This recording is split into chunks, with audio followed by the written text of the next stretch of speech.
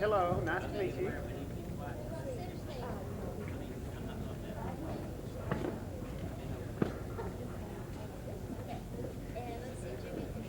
Yes, right.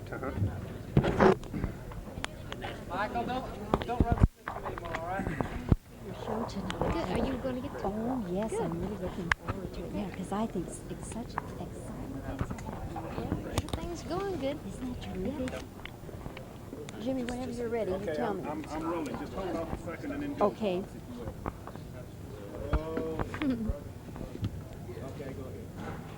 Dolly, do you see a time when your country music will fade into the past? Oh, I don't think so. I think I'm far too country for my country music to fade into the past. But this past year, I've been trying to do some things that could be accepted in other fields of music. But I guess I'll be writing country songs as long as I live because I have too many country memories, and I was brought up in a big family, lived on a farm and all that. And country music's my first love, but I try to look at my work as a joy, as a job, and as a business person as well, so I'm trying to cover as much ground as I can, but I hope country music is always around, and I think it will be. Dolly, as your musical image changes, do you see that you'll change your fashion image? Maybe you won't have the wigs anymore, and maybe you'll come out in a Halston gown or something? I don't think so, mostly because I'm a real outrageous type of person. I've often made the statement that I'm very extreme in whatever I do, and I enjoy the big hair and the gaudy clothes, and it's a costume. It's part of what people have come to know me as, and I don't like to be ordinary. I don't like to be stylish. It's far too easy to be stylish, and I like to think I've got a little more nerve, and I'll try to venture out and do a few things a little bit different, but I doubt that I'll ever be in style. In fact, I'm sure of it. Dolly, do you ever get your feelings hurt, the jokes about your figure and your hair and the way you look and so forth? Well, I used to not understand some of the jokes about my figure when I first came to Nashville. But as far as the hair and the way I dress, I choose to do that. And it's part of a gimmick. It's part of my image. So if I really got my feelings hurt and if it really bothered me, I could certainly change. Because like I said before, it's very easy to be in style. Dolly, you have so much going for you right now with the Carson Show, and you're going to be interviewed on Barbara Walters' special. Is there anything in the offing like movies or TV specials or those things that superstars get eventually? Well, I've been offered some TV specials already by all three networks, and I do hope to do several Dolly specials, and I hope to do one this year. But as far as doing a regular show, I don't have any desire to do a weekly show. I did have a syndicated television show for a while. I only did 26 shows, and it's so time-consuming. But as far as the movies, I don't have a desire to be a movie star, but I would do certain things if it was just the right thing. And of course, I just signed a contract with Bantam Publications. They're publishing some of my stories and my poetry, and in all of my stories I write a character that in case it should be a successful book and be turned into a movie, then I could play a part that I've written there. So, or maybe a comedy I might like to do sometime. But as far as a desire to be an actress, that's never been my dream. It's always been with the music mostly. You have sometimes been compared with Marilyn Monroe and with Mae West. Do either of those people have any influence at all on what you do? No, I've always admired anybody that could put up with the business in the way they have, and I think they're both beautiful women, but I never tried to pattern myself after either one of them. I happen to be a little bit bosomy like Mae West, and the blonde hair, I guess, you know, just the appearance all around of kind of a, well, I don't know exactly why, but I guess you know why. But I've not been influenced by them. In fact, I've always had great sympathy for Marilyn Monroe. What a tragic, sad life she always had.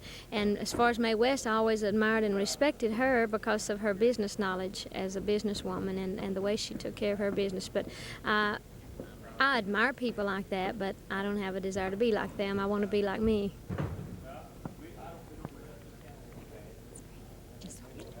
Our part will actually be about 9. Well, I'm a great fan of yours, Well, thank and you. I am I'm just glad really that tickled I got that to you got talk a to you. chance to meet you and interview you. Well, good. And this you're going to mention the show before you do the bet, interview. you Okay. bet. And Good deal. so if you'll go on up there, we'll shoot you up on the stage with your musician. Okay, now we're not ready to play yet. You just No, want to that's get some... okay. If you just go on up there, and we All can right. get some That's shots fine. of you up Thank there. you. Thanks, Dolly.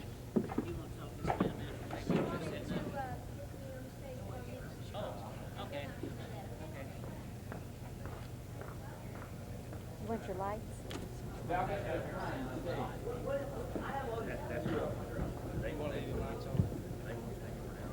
Yeah, for a second. Just for a second.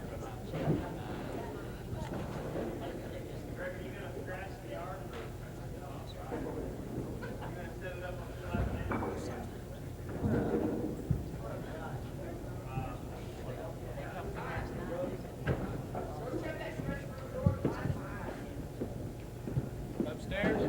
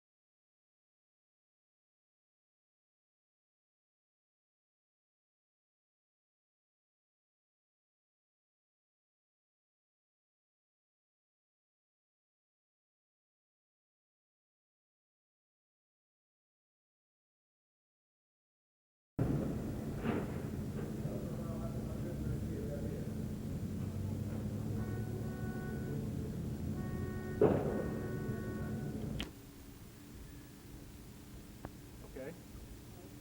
The dolly with the cotton candy hair so far is not deserting her country fans, but she is looking for even bigger audiences, and to do that, she must appeal to the pop and rock crowd.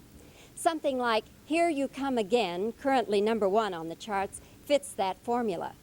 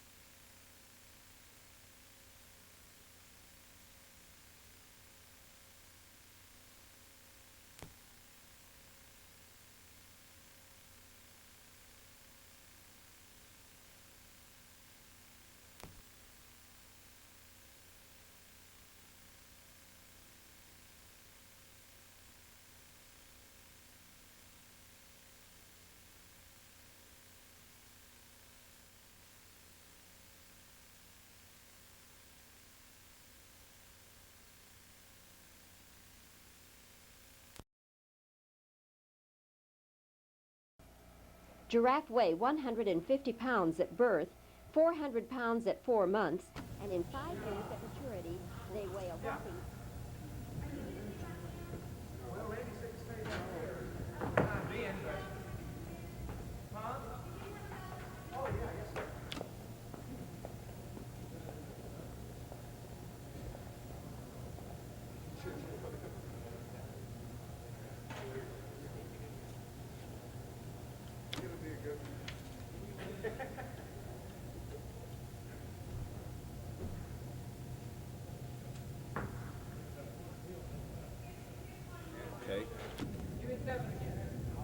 Check. One. That's it. All right.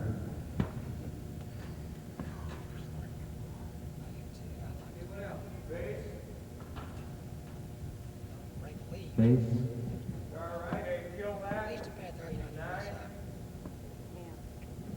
Guitar, right? I guess you can get through too. Oh, what if people do? They just walked up and walk all around during the show? Well, in the old days, it was beer only, and this was a dance floor, and there were no seats out here. There were tables, rows and rows of tables. Yeah. Check. What is it? You could reserve a table. Rich. Sit down with some coffee. It was a great big honky tonk, and there would be no dancing for her show. Other shows there would be dancing. Air. Checking